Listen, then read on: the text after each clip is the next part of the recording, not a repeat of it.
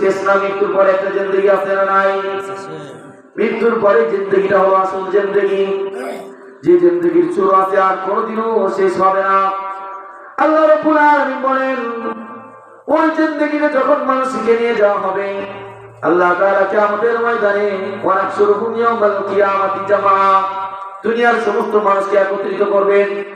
এই সেকেন্ডারপুর মানুষে থাকবে, আরবের মানুষও থাকবে, দুবার মানুষে থাকবে, ইন্ডিয়ার মানুষে থাকবে, দুনিয়ার সমস্ত মানুষ কিয়ামতের ময়দানে একত্রিত হবে। আল্লাহ তাআলা বলেন, ওয়ায়াউমা নাহশুরুহুম ইয়াওমাল কিয়ামাতি জামাআ, কিয়ামতের দিন সমস্ত মানুষকে আমি একত্রিত করব।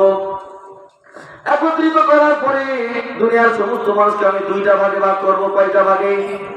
ফারিকুম ফিল জান্নাতি ওয়া ফারিকুম ফিস সাঈর, একদল হবে জান্নাতি আর একদল হবে জাহান্নামী।